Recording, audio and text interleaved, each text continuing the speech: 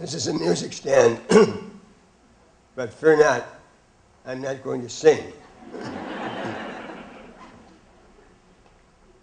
It's really so nice to be back at Nazareth College.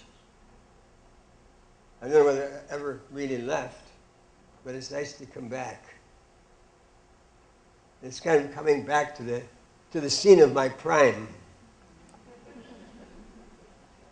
And today, on this wonderful occasion, I want to offer my congratulations to the class of 2010. I hope that your years at Nazareth were filled with many wonderful experiences of growth in knowledge and wisdom. I hope you've grown in love and compassion and in a sense of responsibility for one another and for the world that we are giving you.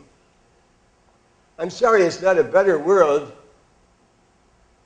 that we give you, but it's the only one we have. And you must do a better time with it in your time than we have done with it in our time. I want to say that I was deeply moved by the invitation to be your baccalaureate speaker. Thank you so much. I must admit, I was surprised by the invitation. For the life of me, I couldn't figure out why you hadn't invited an older person to give your baccalaureate address. I'm only 92. I would like to begin with a story about a 20th century author, a favorite of mine and many other people too, Rabbi Abram J. Heschel. It's a simple story.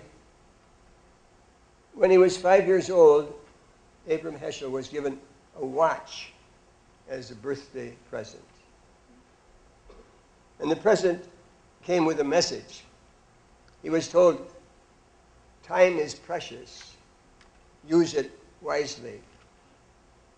This watch and this message made a deep impression on him. Perhaps this is why in his perhaps most important book, The Prophets, he describes the prophets as persons who had unique insight into time. For them, human history, woven out of the fabric of time, was the meeting place where God met his human partners in the drama of salvation. And it may well be that the message of the watch given to him as a child, it may be that that message prompted him in his later years to describe the prophet as a person who knows what time it is. You've just completed your time at Nazareth College. Would you be surprised if I were to suggest that Heschel's definition of a prophet might well be a useful way of describing an educated person?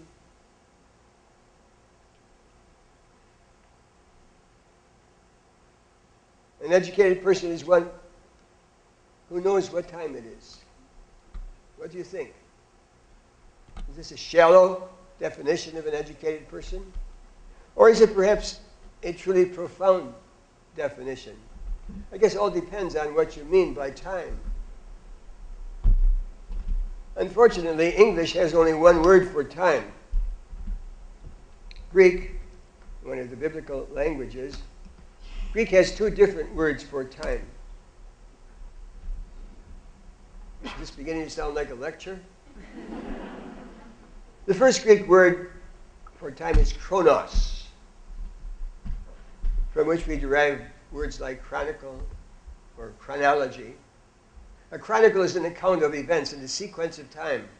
Chronology is a measurement of events that succeed one another from past through present to future. Chronos, if you will, is tick-tock time, the one you see on your watch.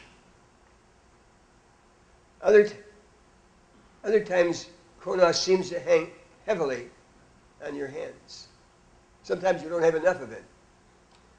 It's a succession of minutes, hours, days, and years that for each one of us stretches between birth and death. It's time in which we make appointments and face deadlines, like that paper you were supposed to get in last week. Chronos measures passing events, but Chronos gives no significance to them. In Chronos time, one moment has no more meaning than any other moment.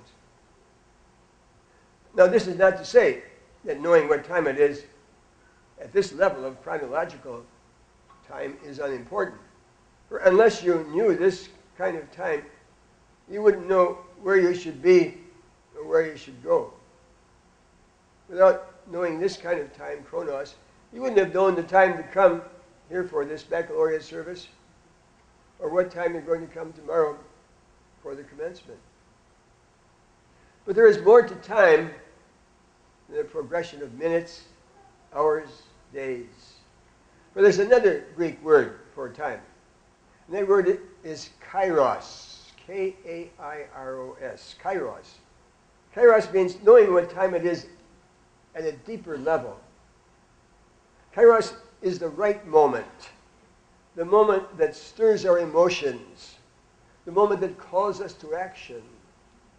Kairos interpenetrates the chronos and gives it meaning.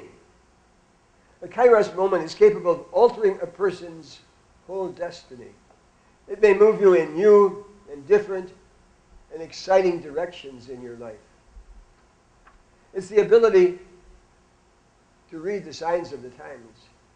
It means coming to realize that you are being called to do something. That you're being called to do something at a particular moment in your life and in the life of the community to which you belong, whether that community be your family, or your school, or your country, or your church, your synagogue, mosque.